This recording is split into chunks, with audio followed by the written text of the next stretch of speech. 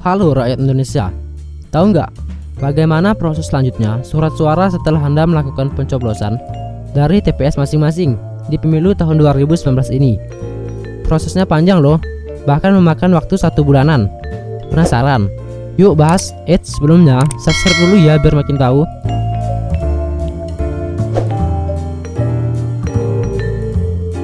Proses pertama. Setelah pemungutan suara berakhir pada pukul 13.00 waktu setempat, kelompok penyelenggara pemungutan suara atau KPPS langsung menghitung perolehan suara secara terbuka di hadapan saksi, pengawas TPS, pemantau pemilu, dan masyarakat yang hadir. Hasil penghitungan tersebut dituangkan dalam berita acara pemungutan dan penghitungan suara ke dalam sertifikat hasil penghitungan suara pemilu atau C1. KPPS wajib menyerahkan kotak suara tersegel lengkap dengan berita acara pemungutan suara serta sertifikat hasil penghitungan perolehan suara kepada PPS atau panitia pemungutan suara, yaitu KPU tingkat desa atau kelurahan. PPS lalu membuat berita acara penerimaan kotak hasil penghitungan perolehan suara dari KPPS.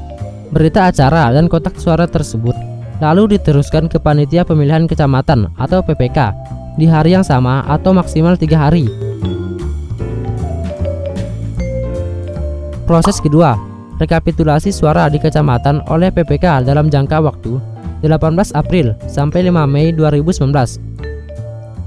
Hasil penghitungan suara di TPS langsung dihitung di tingkat kecamatan. PPK lalu melakukan rekapitulasi dalam rapat yang dihadiri saksi peserta pemilu dan Panwaslu kecamatan. PPK lalu membuat berita acara dan sertifikat rekapitulasi hasil penghitungan perolehan suara di kecamatan. Hasil tersebut diserahkan kepada KPU kabupaten atau kota.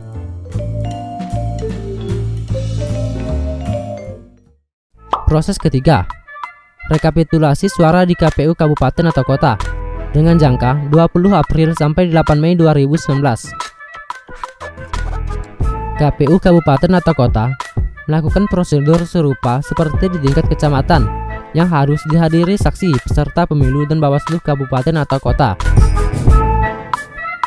KPU kabupaten atau kota lalu membuat dan menyerahkan berita acara dan formulir C1 kepada saksi peserta pemilu, PPS, PPK, Bawaslu kabupaten atau kota, dan KPU provinsi. Kotak suara yang dikirim dari TPS dan kecamatan kemudian berhenti dan diamankan oleh KPU kabupaten atau kota. Mulai di tingkat ini ke tingkat yang lebih tinggi, hasil rekapitulasi perolehan suara harus diumumkan lewat media massa. Proses keempat, rekapitulasi suara di KPU provinsi 22 April sampai 13 Mei 2019. Setelah menerima semua dokumen berita acara dan formulir C1 dari KPU kabupaten atau kota, KPU provinsi melakukan prosedur serupa sebagaimana di tingkat kabupaten atau kota. Rekapitulasi juga harus dihadiri saksi peserta pemilu. KPU provinsi lalu membuat dan menyerahkan acara dan sertifikat rekapitulasi hasil penghitungan perolehan suara peserta pemilu kepada saksi peserta pemilu, Bawaslu provinsi, dan KPU RI. Proses kelima, rekapitulasi suara di KPU RI 25 April sampai 22 Mei 2019. Pada tahap akhir, KPU RI melakukan rekapitulasi penghitungan perolehan suara secara nasional dalam rapat yang dihadiri saksi peserta pemilu dan Bawaslu. Rekapitulasi suara digelar di kantor KPU RI, bukan hotel. KPU lalu membuat dan menyerahkan berita acara dan formulir C1 ke para peserta pemilu, termasuk kedua pihak paslon Capres dan Cawapres yang diundang di rapat tersebut. KPU selanjutnya menetapkan rekapitulasi penghitungan perolehan suara pemilu 2019 secara nasional pada 22 Mei 2019.